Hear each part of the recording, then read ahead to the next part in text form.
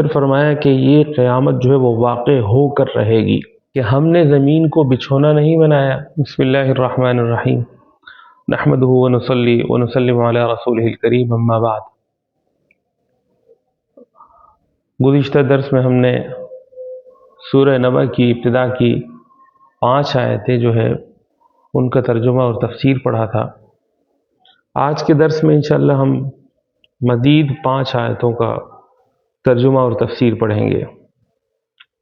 سورہ نبأ کی ابتدا کی جو 5 آیتیں ہیں اس میں اللہ تبارک و تعالیٰ نے قیامت کو بیان فرمایا کہ قیامت واقع ہوگی، اور پھر اس دور کے کفار اور مشرکین کے جو اعتراضات تھے، جو وہ سوالات کرتے تھے، اور اس کا جواب بھی دیے، اور پھر فرمایا کہ یہ قیامت جو ہے وہ واقع ہو کر رہے گی۔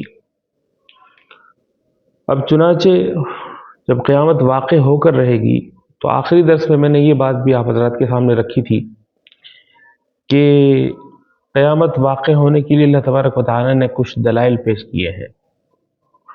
ان دلائل میں سے آج پہلی آیت جو ہے وہ یہ ہے، أَلَمْ نَجْعَلِ الْأَرْضَ مِهَادًا وَالْجِبَالَ أَوْتَادًا وَخَلَقْنَاكُمْ أَزْوَاجًا وَجَعَلْنَا نَوْمَكُمْ سُبَاتًا وَجَعَلْنَا اللَّيْلَ لِبَاسًا وَجَعَلْنَا النَّهَارَ مَعَاشًا۔ یہ چند آیتیں ہیں، ان کا ترجمہ پیش کرنا ہے۔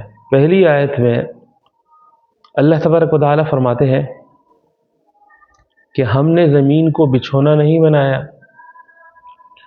یعنی یہ زمین جو بچھی ہوئی ہے اس کو بچھانے والا کون ہے؟ اس زمین کا اگر وجود ہی نہ ہوتا، انسان اگر سوچے کہ کوئی چیز وجود ہی نہ ہو، زمین ہی نہ ہو، تو زمین اگر اس کا وجود نہ ہو تو انسان کا وجود بھی نہ ہو، ناممکن ہے، اس لیے کہ پھر انسان کے بسنے کے لیے کوئی جگہ نہیں ہے۔ تو انسان کے بسنے کے لیے اللہ تبارک و تعالیٰ نے زمین کو وجود عطا کیا، اور وجود عطا کرنے کے بعد پھر فرمایا کہ ہم نے اس کو بچھا دیا، آپ کے لیے، انسانوں کے لیے بچھا دیا۔ یعنی زمین کو پیدا کرنے والے اور پھر زمین کو فرش بنا دیا۔ یہ اللہ تبارک و تعالیٰ نے فرمایا کہ یہ میری قدرت ہے، اور جس طرح سے میں نے زمین کو پیدا کیا ہے، ایک چیز کا وجود ہی نہیں تھا، چیز موجود ہی نہیں تھی، اس چیز کو وجود دیا۔ تو وجود دینے کا مقصد یہ ہے کہ ایک ناممکن چیز کو ممکن کر دیا۔ تو اللہ تبارک و تعالیٰ فرماتے ہیں کہ اسی طرح سے قیامت بھی واقع ہوگی۔ یہ ایک دلیل پیش کی۔ دوسری دلیل کیا پیش کی؟ دوسری دلیل یہ پیش کی، والجبال اوتادا، زمین تو بچھا دی، زمین بچھانے کے بعد اس کے اوپر جو ہے نا وہ پہاڑ اللہ تبارک و تعالیٰ نے ٹھوک دیے، اور اس کے متعلق فرمایا، اس آیت کا ترجمہ یہ ہے کہ ہم نے پہاڑوں کو میخ بنا دیا، اور میخ جو ہے نا وہ کیل کو بولتے ہیں۔ جس طرح سے کسی چیز کی مضبوطی کے لیے کیل کو ٹھوکا جاتا ہے، اسی طرح سے اللہ تبارک و تعالیٰ فرماتے ہیں کہ ہم نے ان پہاڑوں کو جو ہے وہ زمین پر ٹھوک دیا، اور اس سے جو ہے وہ زمین ہلتی نہیں ہے۔ بہت ساری روایت میں اس طرح سے آتا ہے۔ وَخَلَقْنَاكُمْ أَزْوَاجًا، یہ تیسری آیت ہے، اس میں فرمایا کہ ہم نے تمہارے لیے جو ہے تمہیں یہ اس بات میں بھی نشانی ہے کہ تمہیں جوڑے پیدا کیا ہے۔ یعنی جوڑے سے مراد جو ہے وہ مذکر اور مؤنث ہے، میاں بیوی ہے۔ اگر انسان اس تخلیق پر بھی غور کرتا ہے تو اس کو اللہ تبارک و تعالیٰ کے وجود پر جو ہے وہ اس کے سامنے دلیل واضح طور پر آ جاتی ہے۔ تو اللہ تبارک و تعالیٰ کے وجود کے لیے اور قیامت کے، اگر اللہ تبارک و تعالیٰ کا کوئی وجود مانتا ہے تو پھر اللہ تبارک و تعالیٰ کی جو بات کہی ہوئی اس کو وہ بات بھی ماننی ہوگی۔ وہ بات کیا ہے کہ قیامت ہو کر رہے گی۔ تو یہ اللہ تبارک و تعالیٰ نے ایک تیسری دلیل پیش کی ہے کہ جس طرح سے ہم نے تمہیں جوڑے پیدا کیا ہے، اسی طرح سے قیامت واقع ہو کر رہے گی۔ وَخَلَقْنَاكُمْ أَزْوَاجًا وَجَعَلْنَا نَوْمَكُمْ سُبَاتًا، اور ہم نے تمہارے لیے نیند کو سبات بنایا۔ سبات کسے کہتے ہیں؟ سبات کے لغوی معنی لکھے گئے ہیں کہ مونڈنے والی، اور مونڈنے سے کیا مراد ہے؟ جس طرح سے انسان کا بال، انسان کے سر کے بال جو ہے وہ اس کو ٹرنڈ کر دیا جاتا ہے، اس کو جڑ سے اکھاڑ دیا جاتا ہے، इस बात के माने भी यही है। और नींद का जो है वो इस मूडने से या जड़ से उखाड़ने का क्या वास्ता है?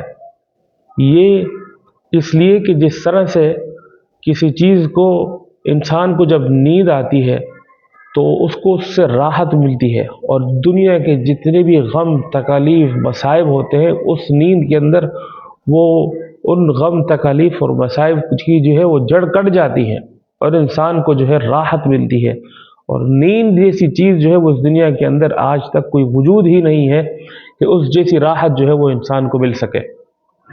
इसलिए फरमाया कि हमने तुम्हारे लिए नींद को, एक तो मूडने का तर्जुमा है, दूसरा तर्जुमा जो है वो राहत का है, कि हमने तुम्हारे लिए नींद को राहत का सबब बनाया।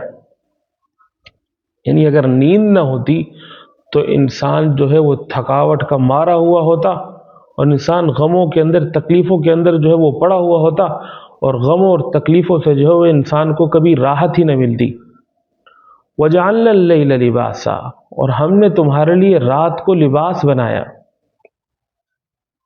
वजअलना नौमकुम सुबाता वजअलना अल-लैल लिबासा, रात को लिबास के माने क्या है?